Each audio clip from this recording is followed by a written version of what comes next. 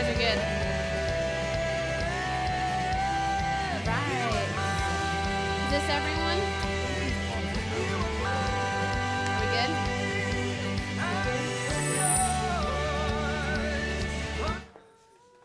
I have...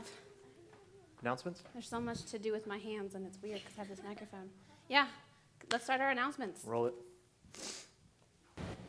Hello, Shadow Rock Student Ministries. I'm Bill, and this is Zombie Man Dan. And we're going to be doing your announcements for today. So, Zombie Man Dan, go ahead and tell us what's happening on Tuesday and Wednesday.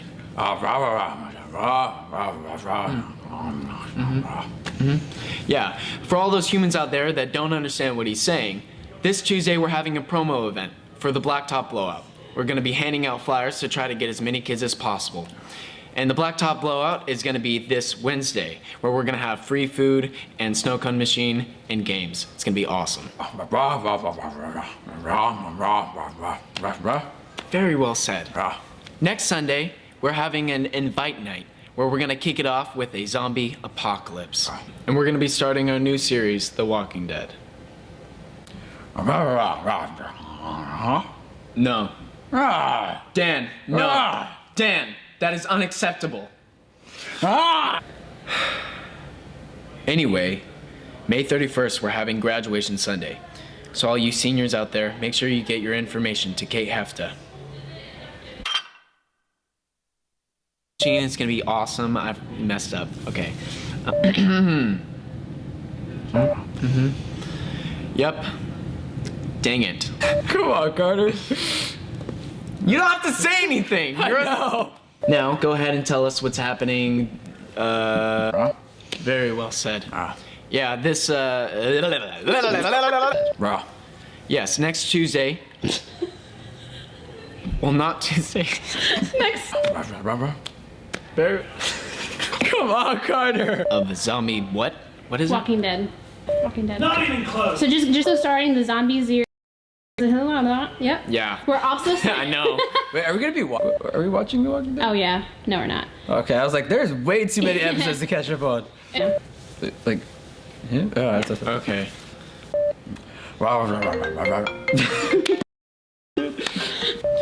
This... Oh, May 28th, sorry, I thought it... So all you seniors... Yes. This... That was a good one. May 31st. May 31st. May 31st. Goodbye, everyone. I love you. Thank you so much for listening to the announcements.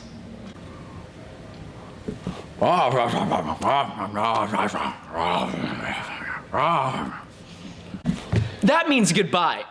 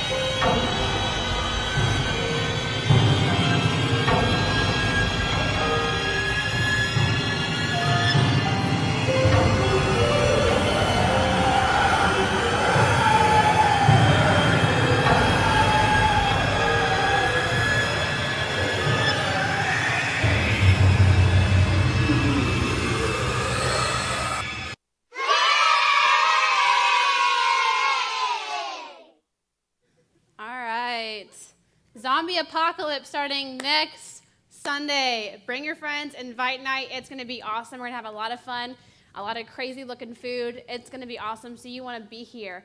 Also, something, if you guys want to be a part of these videos or make some of the announcements with Carter, he's going to be heading up the announcements from now on. let us know because we'd love to have you guys be more a part. It's going to be a lot of fun having you guys do this kind of stuff. Next Sunday, we're doing a youth highlight in the big service, the big kid service. That's what I'm so used to talking to the the kids in the Surf City. But we're going to be in the big service. We need some of you guys to be greeters in the morning. And Hannah is doing the announcements that morning. And we need, I don't think Craig knows this, because Bruce won't be here. So we determined that Hannah's going to do it because she's a little dorky, and we need somebody else. So again, if you guys think you're capable of speaking really well for that, that'd be great. We're going to have a lot of fun. So anyway, here we go. Stupid video. Another video.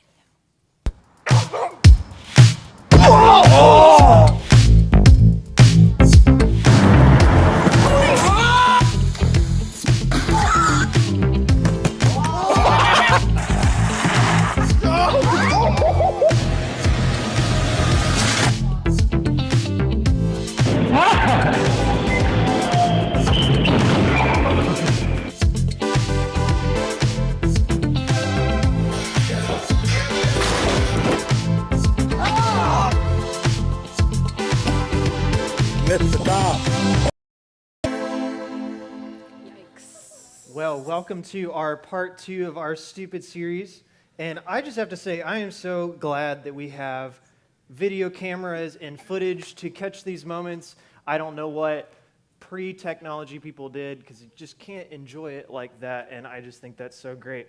If you were with us last week, you remember that we were talking about kind of finding those things in our life that we need to be honest with ourselves about. And we got to the tagline of life is better when you don't hurt yourself.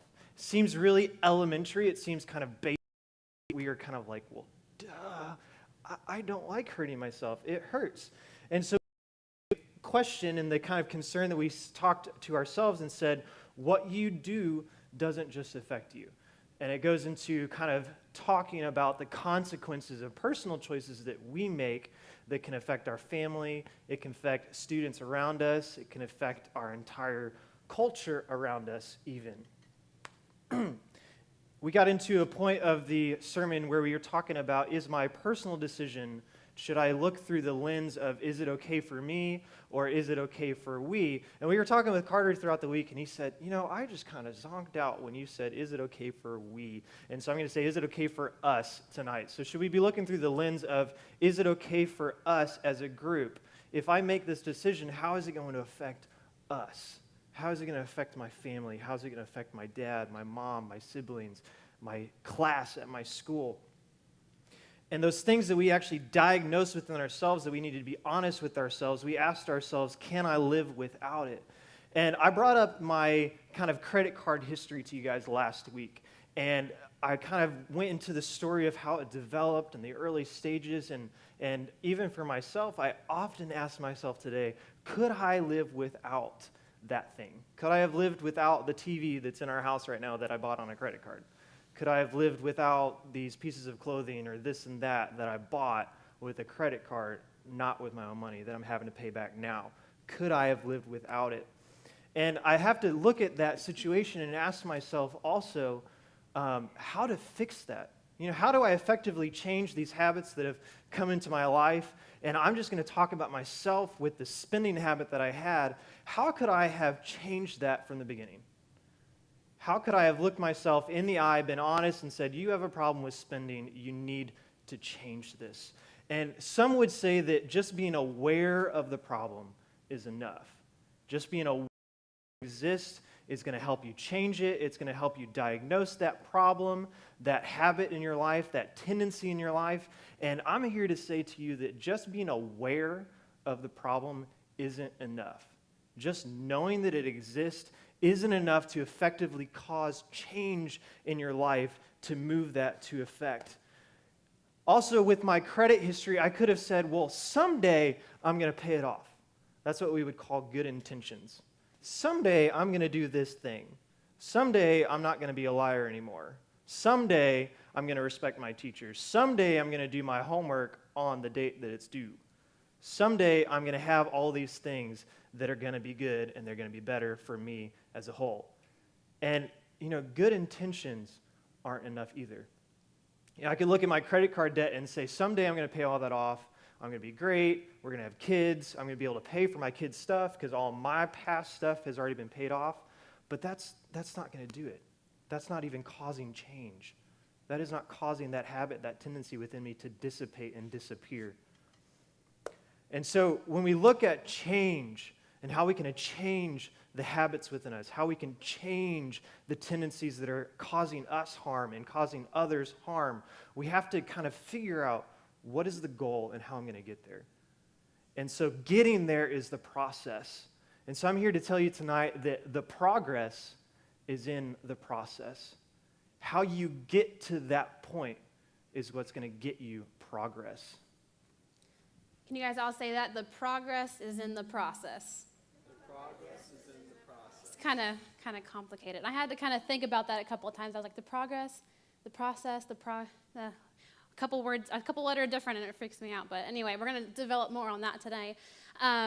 We're actually going to be talking about a new scripture. Last week we were talking about Paul when he talked to the Corinthians. Now we're talking about Jesus giving a couple really wise words here. And he's very, very, very, very blunt in this scripture. And when I first read it, I kind of giggled because I have these things I'm thinking about while I'm reading it. And anyway, it's Matthew 5:29. If your right eye causes you to stumble, gouge it out and throw it away. It is better for you to lose one part of your body than for your whole body to be thrown into hell. And you know how sometimes your parents will say things maybe twice to get it through your head so you actually understand the point? Jesus does the exact same thing here. He moves on to verse 30 and says, and if your right hand causes you to stumble, cut it off and throw it away. It is better for you to lose one part of your body than for your whole body to go into hell. Literally almost the exact same thing, just a different part of your body. So he's trying to give us a message here. And the word stumble, we highlighted it for you guys because we kind of wanted to talk about that word. It doesn't mean just, oh, I tripped. Stumble is like an ongoing thing. It happens over and over and over again, and eventually makes you fall flat on your face. That pretty much is what a stumble is compared to a trip. And there's a couple different things that change really brings about in our character and our personality and in our life, what happens in front of us. And one of those first things is drastic change is abnormal. It's not the norm. It's not what everyone else knows. It's just very, very, very different. If you think about it, if you go back to the scripture, somebody walking around with only one eye, the other one is gouged out. Gouge is a really kind of creepy word for an eye coming out that kind of makes me sick to my stomach. Relates to Walking Dead. That kind of works really well with that, huh? It's abnormal. It's different. You don't see a lot of people with only one eye, right? Now, we know there's a lot of famous people in the world with like one arm, but it's still different. Everyone else has two arms. It's completely different. So it's abnormal. Everyone, if this change is happening in your life, you start to look different from others. And what we're so used to in the norm is almost killing us inside. God has made us to where we are supposed to be different from the world. And we talked about that a couple weeks ago. We are in the world, but we're not of it. So change can be abnormal. The next thing is it can be very, very, very painful. I don't even want to think about the amount of pain that it would be to gouge out my eye or cut off my arm. I would never wish that even on my worst enemy. It sounds horrible. But how does that actually relate to us? Change can be painful. Sometimes there's past things that you have to change, but they're over your head. And it's painful because you're trying to get to this new process of being a changed believer in Christ or changed anything, and it's so painful because everyone's just holding this baggage over your head. And it's painful. Lastly, change is supposed to be permanent. It's not one of those things like we talked about last week, I'm just going to fast Facebook for a week so I'm not distracted by everyone's opinion of me, and I'll go back to, diving in that for the rest of my life. It's okay if 1 week will help me. No, it won't. Change needs to be permanent. And again, in the Bible, once you cut off your arm, it's gone, guys. We're not in the future to where we can grow our limbs back, and I don't know if that'll ever happen, but I've seen it in a movie, so maybe it'll be possible one day. But for right now, it's not possible. So we need to get those out of our lives. What Jesus says, you gouge out your eye, you tear off your arm. And again, obviously, we're not talking about actually doing that in real life, but there are parts in our life that we do need to gouge or cut off from our life. Jesus in that same verse, he's talking about your right hand, it causes you to stumble, cut it off and throw it away. It is better for you to lose one part of your body than for your whole body to go into hell. It's interesting to me because so many in our culture are always trying to do something. They're trying to do a little bit to see if they're going to be used to it. They're going to change a little bit of this life and see if they can still live this way. And Jesus says, no, there's no in-between game. There's no, you take care of this and you take care of that and you're still going to avoid this. It's you cut that thing off that's causing you to be further away from your family. It's causing you to be disobedient to your teachers. It's causing you to have that hole within your heart because of maybe a moral failure that you've had.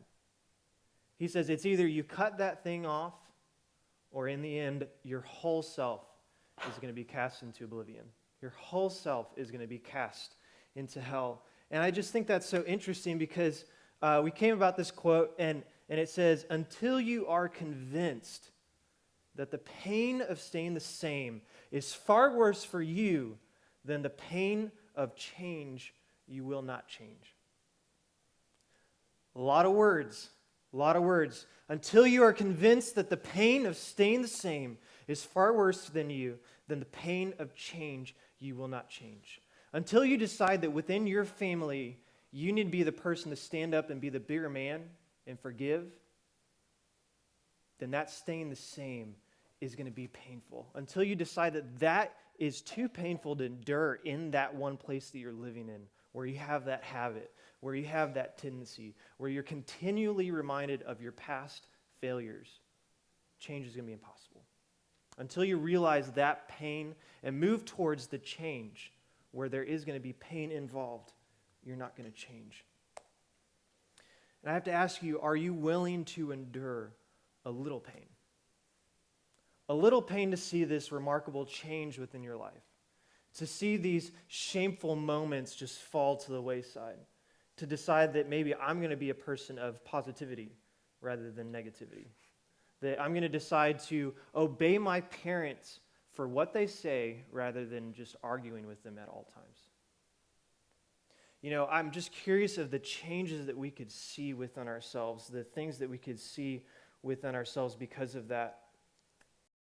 Funny because Yoda, of all people, actually mentioned a little bit of this, and he says, you don't try to change, you do it. Just let that sink in a bit. You don't try to change, you just do it. And I look back at my credit card debt, and there's a guy named Dave Ramsey, and he has this kind of financial peace plan, and he's this really well-known guy because he's devised this almost simple plan to eliminate your debt. And one of those principles of the plan is called the snowball effect. And so a person like me that has thousands of dollars of debt, 4 credit cards, the snowball is that you aim your focus towards the first one and get that all out of the way. And then you move all of your energy and all of your focus towards the second credit card. And that's one of the principles I have to say to you tonight is when you're looking to change things in your life, don't try to change everything at once. Because those failures of hitting a rock and hitting a wall is going to make you say, I just can't do it. I just can't do it. Sometimes you have to take those simple wins. So you start one thing and you succeed. Maybe it's weight loss, and maybe it's obeying your parents, maybe it's respecting your teachers, maybe it's making a change within your school for Christians all around you. Finding that change, finding that thing within yourself, that one thing that you can effectively do, get a win out of that, and then focus your energy towards the next. That would be my challenge to you guys tonight. Find that one thing that you can change in your life. Find that one negative thing that's causing you pain and causing others around you pain, and focus all of your energy into changing that. I think it's sometimes kind of hard to kind of determine, what is that thing in my life that's hurting me and hurting others? And I know we focused a lot on this last week, but even during the middle school small group or even after the service, I was talking to a lot of you, and it's Kate, I couldn't think of anything, honestly, and I want to think of something. It's like, I want there to be something wrong with me that I have to fix. So I don't want you guys to think that that's what we're getting at. We aren't convinced that all you guys need to change, because honestly, we think a lot of you guys. We think you guys are an awesome group of students. We think you guys are going to be world changers. I know you guys are going to be world changers, but we all have that thing inside of us that wants to tear us away from that, especially in this day and age right now. And, with all the, if we read through Revelations, it talks about, when God is coming back and when Jesus comes. And at these times, it's going to be the hardest, especially when you believe in God, especially when you want to live for God and be the great example for everyone. And it's really, really challenging. And you kind of get torn down sometimes. You get burned out. And, maybe there's some of you here that are even so curious of if you really want to believe in this whole Jesus thing. Maybe it doesn't make sense to you. Maybe it's kind of weird and it's kind of odd, but you like coming to this group because of the relationships. And, there's a lot of different places that we are in life, but truth be told, there's that one thing that gets us down. There's always that one thing. And you identifying it ahead of time, especially for the middle schoolers. Right now, you guys are really innocent, right? You don't have a lot of problems coming your way. You don't have to worry about it. You're in the clear for now. But down the road, things are going to come. So why not start preparing yourself now? Why not start telling yourself now, hey, I can do this. I can accomplish it. Because down the road, that's going to help. I can tell you for me, I was not that way. Starting in 6th grade, I was very, very, very hard on myself for the longest time, to the point where I became anorexic. I hated myself. I didn't like looking in the mirror. All of these things, that little thing that I did in 7th grade of, I don't really like my hair. It's not like everyone else. It's not the norm. It led to this whole big thing to what was hurting me, hurting others, and even now, I'm still working to change that. So maybe it's not the credit card debt, obviously. Hopefully, I pray that it's not any credit card debt. Maybe you're like me and you have self-confidence issues. You feel like God has this purpose for you. You would be good at something, but you're shying away at it. But I'm just here to tell you guys tonight, God has made you for a reason, whether you believe it or not, and he has a purpose for you. And we have to demolish these little things that get in our way, starting now. So I'm just going to go ahead and pray for you guys for a little bit. God, I just thank you for this night where we have to come to silly games like Ninja Tag and watch stupid videos of people falling on their face and enjoying laughing at them. But I pray that these words tonight really inspire us to make that change in our life that's holding us back from being the greatest person that you have designed us to be. And I pray that anytime that we fall back on these little tendencies and habits, that we remember that you're the one there for us, pushing us forward to make us even better. And through our own selves, we're not able to be our best through just us, but we are able to be our best through you. And I just pray for every single person here that we remember that through all of our trials, even the easy days, and that we become a community of life changers. And that starts here with the Shadow Rock Youth. And I just thank you, God, for that. Amen. And we're going to do something a little bit different tonight. We're lower in numbers. We're lower in volunteers. So we're actually going to have one large small group, because we have a lot of small group questions where I think a lot of the high schoolers will be able to invest in the middle schoolers, and maybe vice versa, okay? We just have to figure out the better place to do that. Is in here? Let's just do it in here. We're going to move some of these chairs around. We might take a row out so we can all face each other. So if we could have everyone help with this, Yeah. that'd be great. So let's move these chairs around here. So I need everyone up.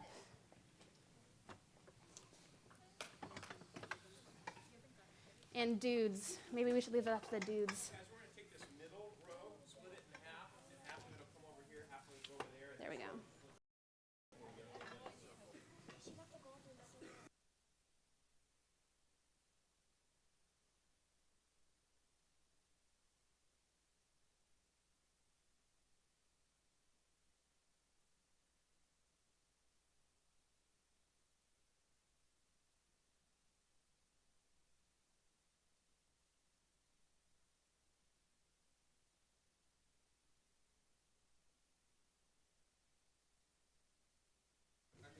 I forgot to mention that Octavia and I are twinsies tonight, in case anyone wanted to know, so.